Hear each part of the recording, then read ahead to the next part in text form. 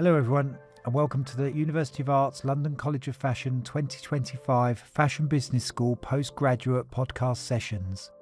These series of panel discussions have been driven and influenced by the exciting and topical fashion industry related subjects researched and delivered by our postgraduate master's programme students for their final major projects.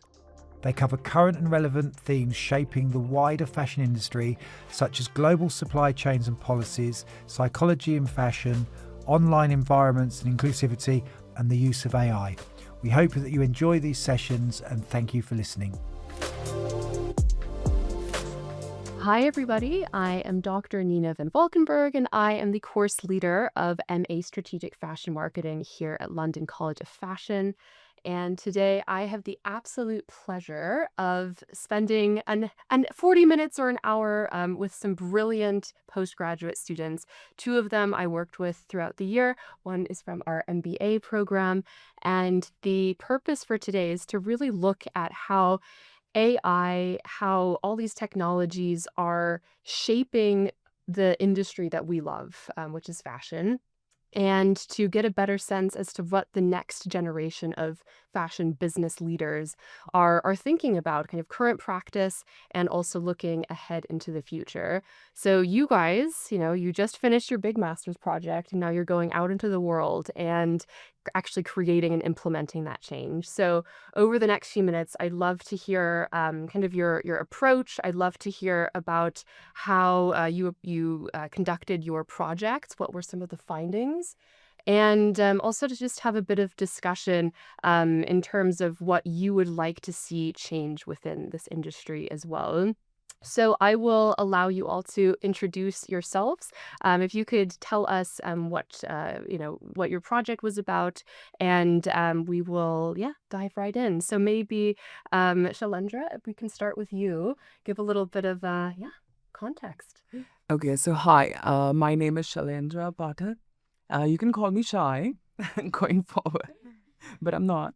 So I'm actually from the MBA cohort of 2024-2025 in LCF here, which has been quite amazing throughout these years. And I worked on my consultancy project, which delved deeper into how mixed reality has turned out the luxury publishing industry upside down, and how that could help create or translate technology or innovation into a more fast-forward ecosystem, which relates to, again, luxury publishing, and create brand resonance amongst the consumer, because ultimately those are the communities that we are serving to in terms of interacting and also allowing yourself to open up and create for them. Fabulous, thank you. And then we have Chiara. Hi, really nice to meet you and really glad to be here today. I'm Chiara Rivaroli. I've just finished my master in fashion strategic marketing under the guide of amazing Mia. And again, yes, it's similar perspective. My master project was also around artificial technologies, to be more precise, into generative technology.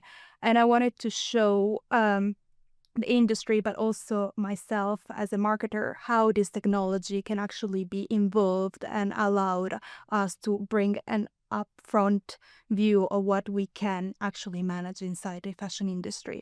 And by doing that, I wanted to use a more practical approach. That's the reason why I decided for going for a practice-based type of project. So I collaborate with an amazing jewelry brand that is called Capsule 11 here based in London. And together we vision how to produce the campaign for launching the fine line collection that is going to launch actually next week. So I'm really happy and really looking forward. And I was the try-on for all this technology and allowed to create a sort of diary for future generation as marketers to use, how to approach this technology with the trials and how to do prompt engineering in a way that the results is similar to the vision that you have when you start creating the campaigns, with the pros and cons, and giving some of the feedbacks and advice that can allow the vision to be more precise and more in line what you want to make. Fantastic. And for those that are listening, Chiara is wearing some incredible jewelry, including some Capsule 11, if I can see. Gorgeous. And finally, we have Disha. Hi, I'm Disha. I was also a student of MA Strategic Fashion Marketing um, under Nina and with Chiara. I actually did a business report for my master's project, which was about how brands can get soft power and build leaderships through inter-industry collaborations, and I decided to focus on the education industry. Um, I'd mentioned this also in my project, but the idea actually came after a discussion with Nina, where we were talking about inside LVMH and how you, through education, you start seeing the brand as the industry leader. Like they know this is the brand I want to work for. They're so organized. And why does that happen? And how this sort of leadership and soft power can be built through the minds of young creatives who are going to be stepping into the industry. So instead of, pushing that brand message, it's really pulling in the audience at a university or a school. So it's a really interesting 3 very distinct topics and approaches. And Shai, so going into your topic of luxury publishing, is kind of all these changes with technology. You mentioned mixed reality. Is that at odds with luxury publishing, or can they embrace these technologies? What would you kind of advise those that are working in that space? To start with that answer, I would like to also indicate that this project has been also keeping in mind Condé Nast, because for a very long time it has been kind of inspirational of so many huge brands that have come out of it. Also, the fact that they are based in heritage and legacy and one of the pioneers in luxury publishing. I feel one of the things that we have to think about is in today's scenario where we see a lot of transformation through digital and that disruption that happened post-COVID, how are we integrating the content consumption and how are we streamlining that into the luxury space to kind of identify with the consumer, because consumer is changing and evolving. We have a new set of consumers which are going to come, which we're going to call them as alphas, which will be very interesting to see how brands are going to start catering to that and redefine the luxury aspect of it. So right now, it's very important, being in the luxury industry, to understand the consumer and evolve with them, and also be part of the disruption, not thinking of it as a negative, but also something that is meant to be. I mean, you mentioned Condé Nast, and famously, there's been a lot of discussion around Chloe Mel and the new leadership, and the kind of monthly issue, kind of going back to, I believe, 6 issues a year. So they're reducing their print, so they're leaning more on digital.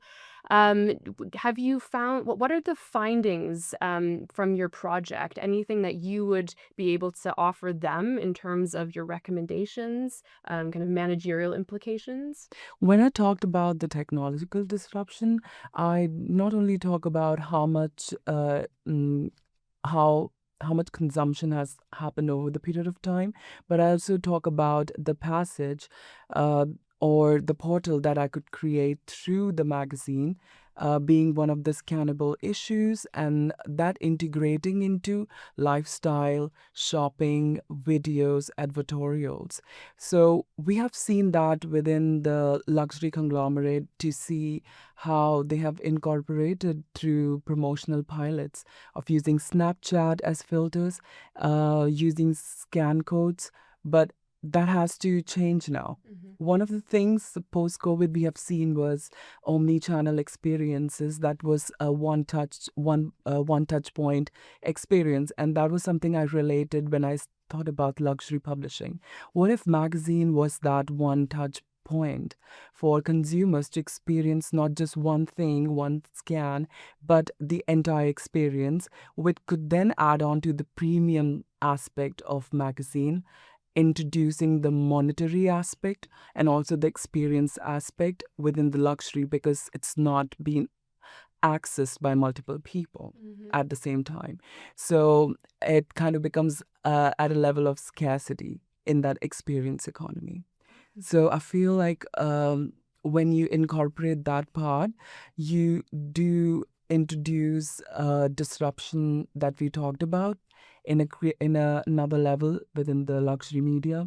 And that is something through my project I have explored. So I've created a scannable page, which can then lead you to multiple experiences. For example, if you scan a front page of a magazine, not QR codes, scanning the page, that will open a portal to an advertorial that can lead for you to select the garment on the advertorial, and then you can process and buy that garment on the spot, which is going to be a rare experience and a luxury that will be redefined. That's so cool. Capsule 11. I think we've got a collaboration happening. Yeah. So from your research, I mean, I'd love to hear how you conducted your research. So about kind of your methodology. But from your findings, you don't see that, these changes in technology, it reduces the exclusivity. It reduces the lux factor of these publishing houses, because I think that's one of the fears of, oh, we can't embrace this because then we're losing that exclusivity. But it sounds like that actually isn't the case from your findings. The main point of the main concern of that was AI used widely by a lot of brands. But what I've suggested and I found out through my research was AI was just used as a catalyst, not as a main part that conducts the business or the idea. So it's still human centric. So when we discuss more about that part, it does not incorporate homogenizing that aspect of technology. So if you use AI as a catalyst and then upgrade your editorial by still keeping the integrity of the publishing, it does create an impact that helps you brand everything in a much politically correct way. Let's just say. But, and I mean, as we kind of look, 5-10 years in the future, will there always be a place for print? I mean, I'm somebody who's been collecting Vogue since I was 10, literally. So I love magazines. But from your take, do you think that there's a need for that balance between the physical and, these kind of more intangible options? I feel that was the beginning point of my research, where print is not dead. It's immersive. It's more immersive, because when people talk about the fact that print is dead, they talk about the commercial aspect of it. We do still have a lot of independent magazines, which are very rare to find. And after some time, it becomes collectibles. And that's the real luxury that you then redefine it. But then within the commercial and mainstream market, how do you define that is the challenge. So when you say that print isn't dead, it's immersive. Again, it's going through that disruption of change, which is inevitable. It brings you back to that point. And interestingly, this Monday, we have experienced a Nobel Prize winner in economics. And the topic was all about the creative destruction of how there was once Nokia and then the smartphones came up. So through technology, we are going to evolve. So it's not about the worry that things are not being appreciated by people, but it's a norm, I believe. So instead of taking that as a challenge, it's something that's inevitable. And we oversee that in industry to then perform new products. So I don't think so we have to be scared about it. Oh, that's so fascinating. Thank you so much for sharing. Well, this connects really beautifully with Chiara, your work and AI. It's really interesting to hear kind of the publishing side, but now from the brand side. Was there always was AI always seen as something positive from your view and the designer's view, or did you kind of have to convince and say there's a real opportunity here? Well, very good question. Actually, at the beginning of the project, I have to convince myself that AI was the right tool to be used. I mean, I remember you and I had a lot of existential questions about the industry. Point. Exactly. So when I started doing this project, I wanted to also challenge myself to revision this technology, because I think that at this moment in the industry, but just not just in the fashion industry, but in the world, how what is happening in the world, the question about this technology is increasing and is present in every aspect of our life and in every aspect of every industry that we're going in. So as a consumer, but as a marketer or future marketer, the question came naturally to me on how would I be able to survive when everything is changing.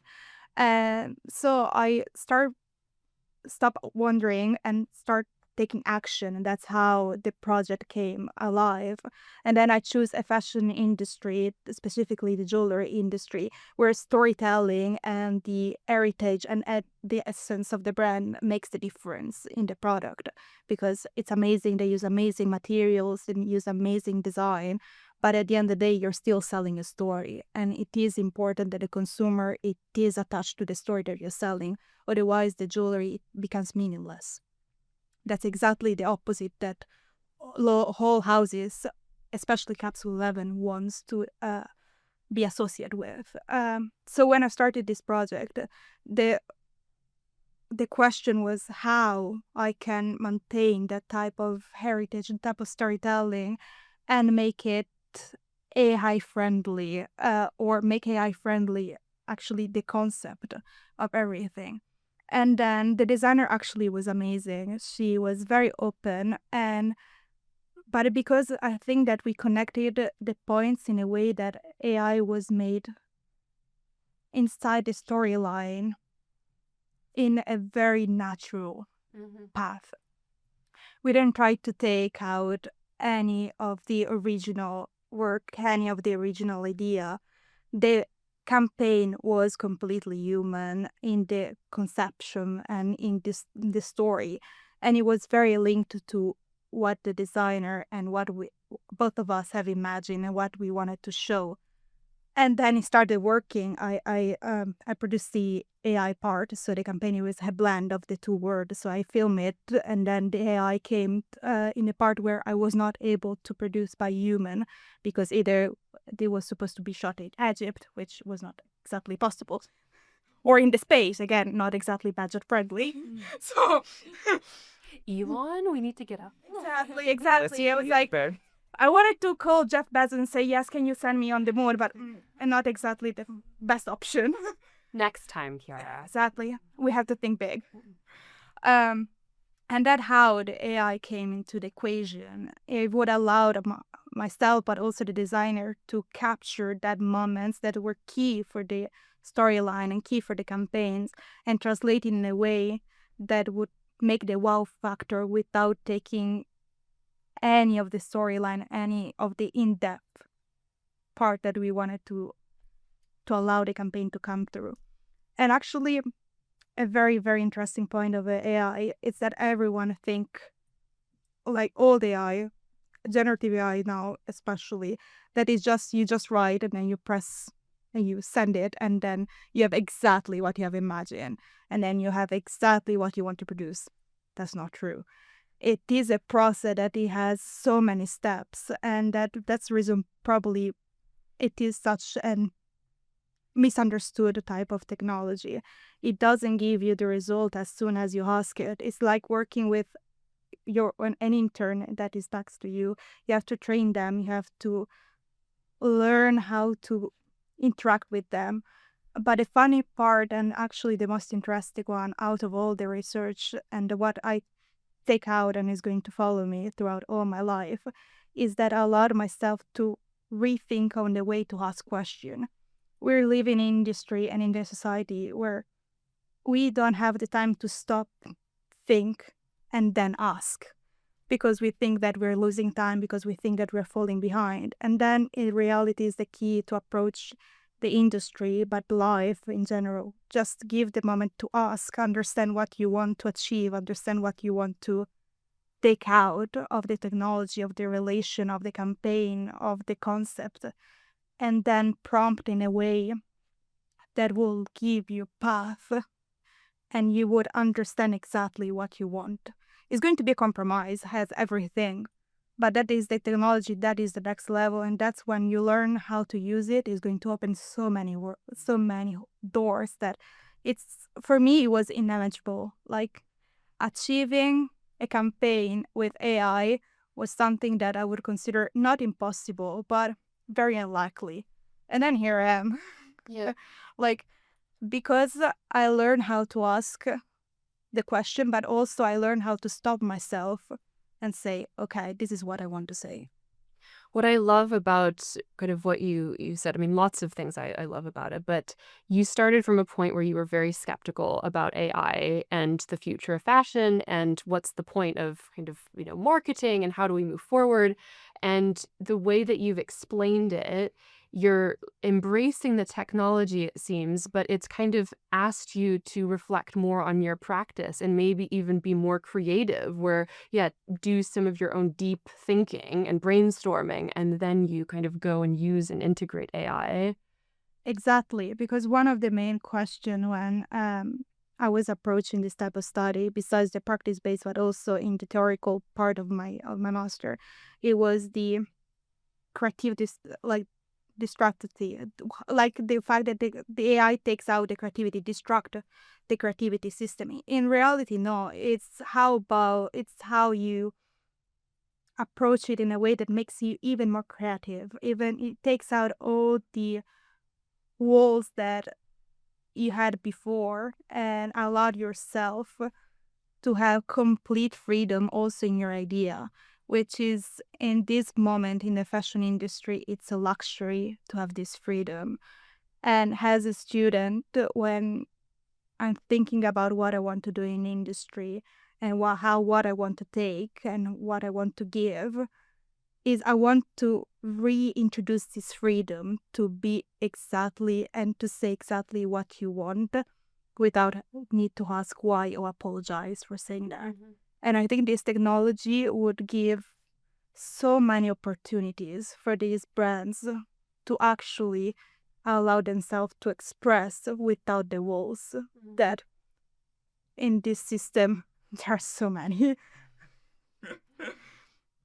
But if you find a way to click and balance and reshape the creativity in a way, also you rethink of your role, you gain so much freedom and so much power that, in my opinion, you can really reshape the industry and reshape the marketing system how it is today. In a more positive light. Absolutely. And Shai, do you kind of resonate with what Chiara was saying in terms of more freedom and, yeah, reshaping publishing in a positive way?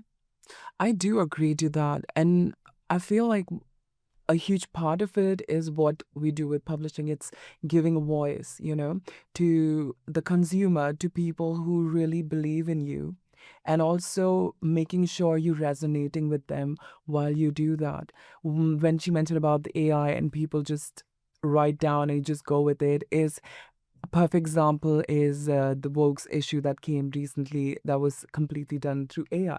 And not a lot of people liked it. And when we talked about the methodology that I used for my research, it was highly based on ethnographic research. So I've did a lot of research based on the digital platforms. So through those platforms, I went through so many comments to understand what was the stigmatism around how people felt.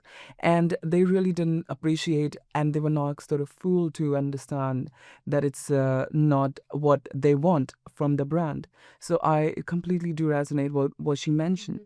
And I mean, both of you guys were looking at, technology and how that helps brands, whether it's publishing or, luxury jewelry. At the end of the day, it's a very crowded market. How do you stand out? And Disha, this is what you looked into, kind of this idea of brand leadership in much more detail. Could you tell us a little bit more about the significance of brands kind of seeping into education, what that means for, possible, their future employees, maybe, their training. Why should a brand even think about collaborating with an educator or a university? I mean, just building on to what Chiara said, since AI is here, how many people are actually being taught how to use it? And through education, brands have this opportunity where they can build that sort of skills in the employees that they're going to get in future. Because otherwise, since the industry is moving so forward, there's going to be a skill gap. And for instance, Bottega just launched its own craft school because it was realizing that certain sort of craft, there is a gap and people are not learning. I mean, you learn things in school, but exactly what a brand requires, that can only be taught through these collaborations and actually seeing what these young students are doing, what do they want to do. And another thing is just getting this fresh perspective, because a lot of these conversations that are happening here, maybe they're not happening inside the brand, because this is the future of the industry. These are the young people.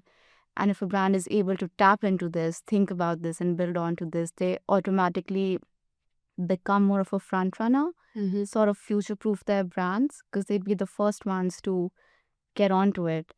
And yeah, that's one of the ways they can build leadership and then stand out, because it's relatively easier to dominate trends and algorithms because it's so fast and quickly happening. It's difficult to create a sort of a future, how do I say this, like an identity that is future proof and it stays relevant in the upcoming 10 years and not just the next season.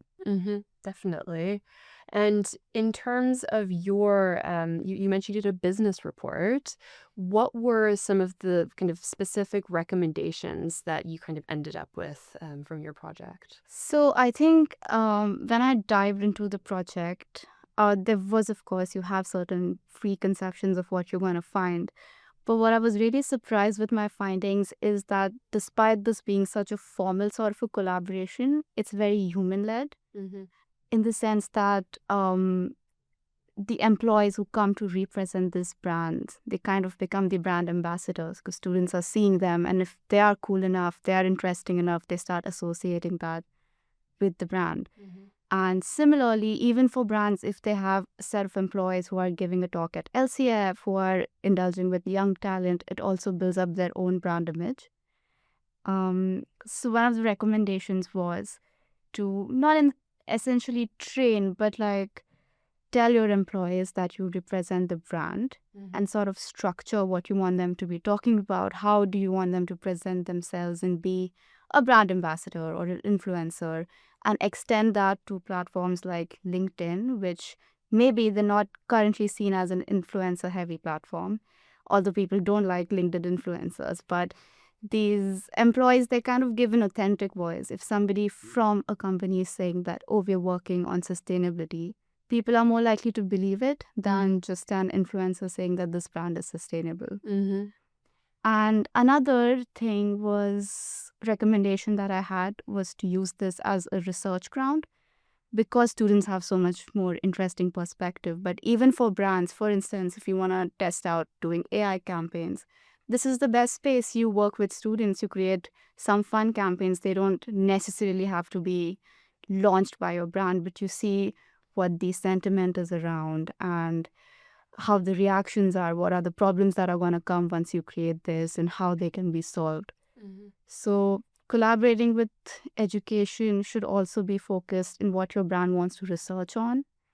For instance, the Chanel's Nevold platform, it was made after collaborating with Cambridge University, and they already knew what kind of materials they wanted to be interested in and how they wanted to create this app. So it really helped them that there were people working on it along with their studies and research, so they did not have to spend a lot of brand time and brand resources. It kind of gets split up.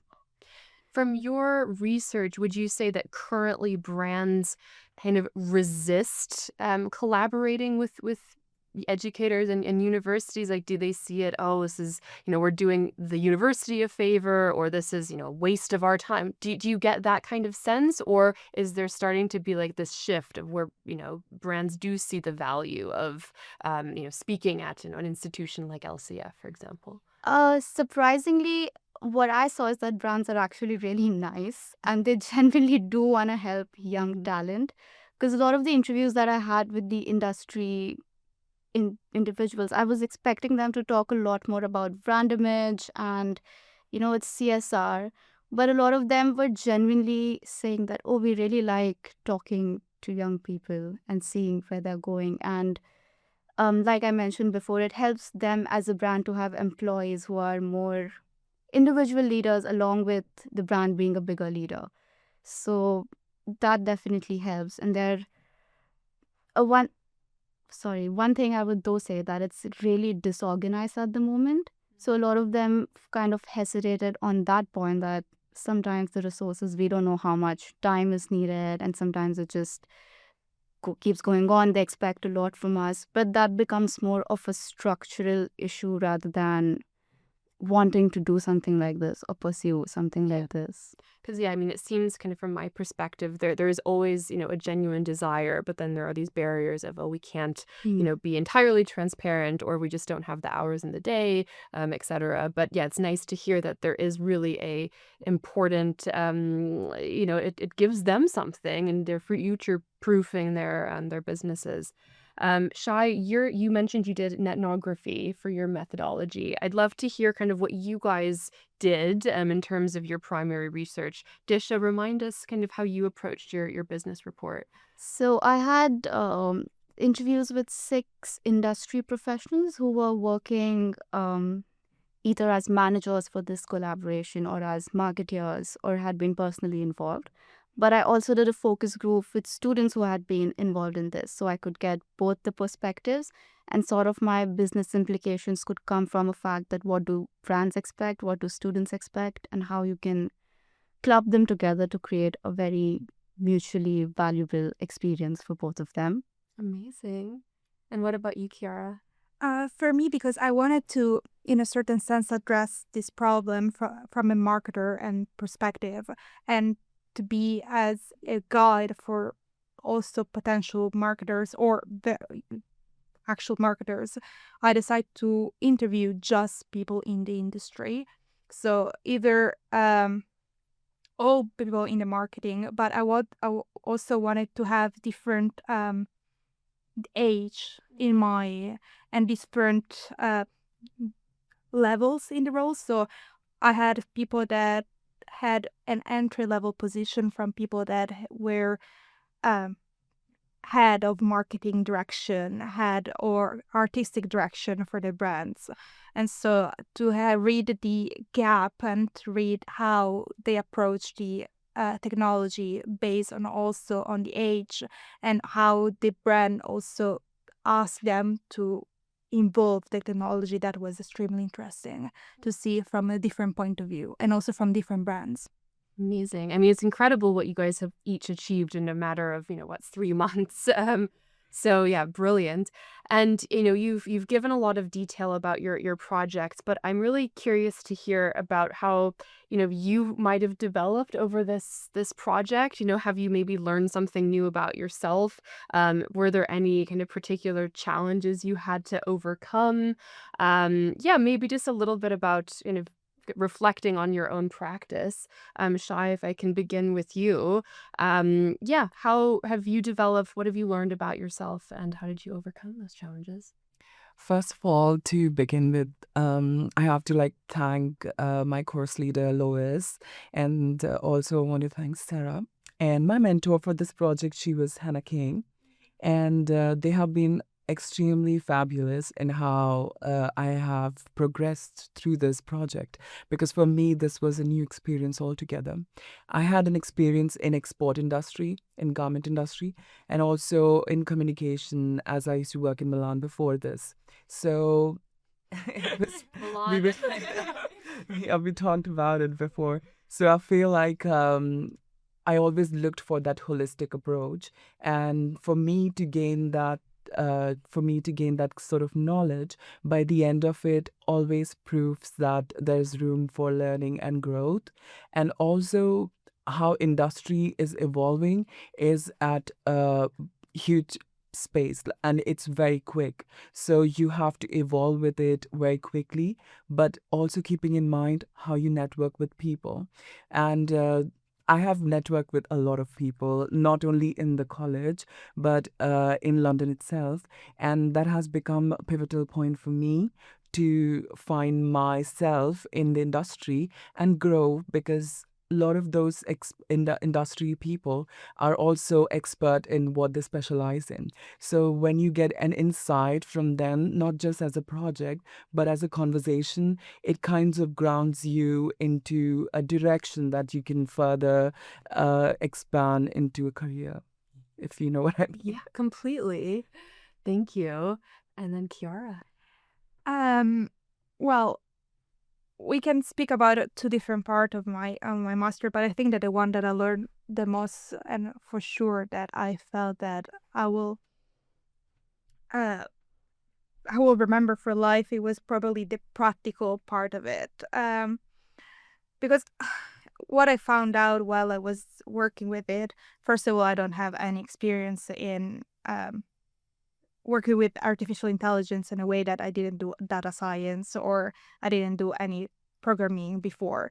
So it was a challenge to decide to go for something completely technological.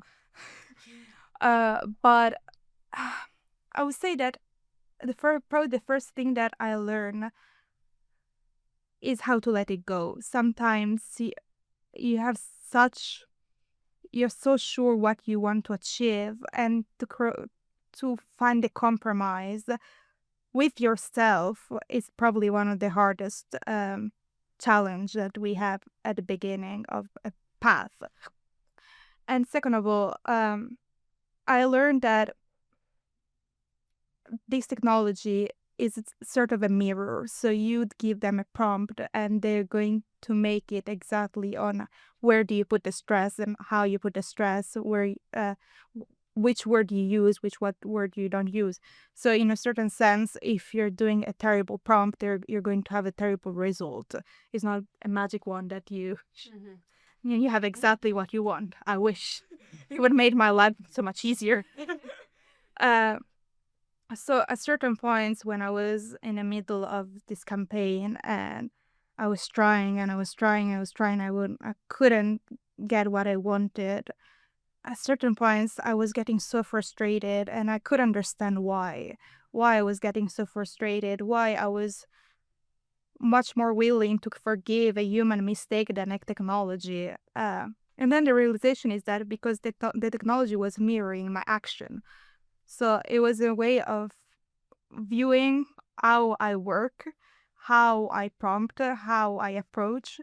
And then I realized that if I don't have the right mindset, I don't get there with the right question and with the also the willing to find the answer, I will not get anything out of it. And this approach is something that you need to have it in life. You have to go there with the interesting also for sure ask the question, but be ready to have a different answer and to rebalance and to, in a certain sense, reshape yourself throughout the journey. And that's what the technology did for me. It helped me to reshape my vision. And it came out with something that potentially it's even better than what I thought at the beginning, because at the end of the day, it's like human mistakes. You go in a set and then one day everything goes right. And then one day maybe everything goes wrong. You don't have the makeup artist. You don't have the hairstylist. Maybe the prompts were not exactly what you wanted. But there you find it fun. But when you're just yourself and a computer, it's much more challenging because you have nobody else to blame. Yeah. And that's probably is what I learned the most as a lesson. Like, it's quite humbling. Yeah, exactly. It is a humbling experience to use this technology that they mirror your actions and they respond to your words. It makes you really want to stop and think of what you want to say. When in this reality, you just say. Yeah. Well, I think it's a good reminder, instead of kind of going faster all the time, come back to yourself, reflect, go to that deep way of thinking. And then that's where the magic happens, I suppose. Exactly. And that's how you find yourself. Right now we have so many input that sometimes you just need to go faster because you feel like everybody's going fast. And then you find out that the the path that you took is not something for you, is not something that you want to, is not something that you're willing to continue, because you just didn't take 1 second to think what I want. You didn't ask yourself. Gosh, that's so inspiring. I'm moved. Thank you, Chiara. And Disha, what about you? What did you kind of learn about yourself on this journey? I think personally, I realized I do really like fashion first, most importantly. And I To hear. and I still believe that no matter how infamous the industry gets for toxicity, eventually fashion will and can do good. And that's a belief I feel that got restored working on this. Secondly, I also just I think adding on to what Chiara said, you reach points where you feel like, okay, none of these answers make sense. Nothing is happening. This is not what I expected. And that's when my supervisor actually told me that the whole point of research is that you shouldn't expect it. And your results should not be something you anticipated at all. And then I started coding, and then as you start finding newer things, you kind of get more validated that, oh, I did something different. And nobody has actually published this yet, so it's more interesting. So I guess just trusting the process. Yeah. And knowing that if you put efforts into something, or like, because I am the one who learned this, if I put efforts into something, it will somehow come out nicely and it'll make sense eventually. Oh, fantastic. Well, you are all so inspiring, and I cannot wait to see what you end up doing in industry. And just to kind of end our kind of podcast together, I'd love to hear from each of you one thing that you would like to change about the industry. I always see you guys as kind of fashion for good, the change makers. So yeah, what's kind of one thing you'd like to kind of work on and positively contribute in industry? Shai? I feel one thing that I would like, I wouldn't want to change anything, to be very honest, because I feel as we talked about the fact that change is inevitable. So it's anyways going to change. I just want one thing in myself that I want to incorporate is the fact that I want to adapt and have that ability to keep learning and adapting to that change that's going to come anyways, if you like it or not. So I feel like we need to have certain level of knowledge and certain level of instincts to sort of go through that act of change, which is inevitable. Now that's 50 times I said it today. Embracing change. Chiara? Oh, I actually really like his answer. It's amazing. And it's very true. But yeah, I would say probably to be more with a mindset that is more open through everything, and maybe find a little bit more where the industry came from. Right now, all the brands, or not, maybe not all of them, but most of the brands are so focused on the product and on the results that sometimes they lose the reason why everything started. And sometimes to go forward, you have to go back and understand the question why everything started, why you decide to go into fashion, why you decide to create this brand. And I think in this period, lots of people are losing the why. So again, maybe sometimes it's better to go a step back. Again, ask itself the question and then have the answer, and then the change is going to come regardless. But if you know your answer, if you're true to yourself, you're not scared of it anymore. So your purpose is your compass. And Exactly. thank you. And then finally, Disha. I think fashion, just as an industry, sometimes ends up falling into a loop of itself. I think it has always been, it's a reflection of the world. So that's something that it should continue doing, that see the bigger picture of what's happening in the world. Times are not very optimistic generally, but fashion can just be something that is a escapist, beautiful answer to that. So just don't build fashion with fashion, but build fashion with the world and what's happening in the world. Gosh, fashion for the world. That's a very good place to end this podcast. Disha, Chiara, Shai, thank you so much for your time. I really feel very energized by kind of, that you guys are going into this industry that is moving forward, and you guys are going to be creating, change, as you said, is inevitable, but kind of embracing it and inspiring others out there in industry and within universities. So thank you for watching and listening. Thank you for your time. Thank you guys. And yeah, please do keep in touch because we'll be cheering on from the sidelines. Thank you guys. Thank you very much.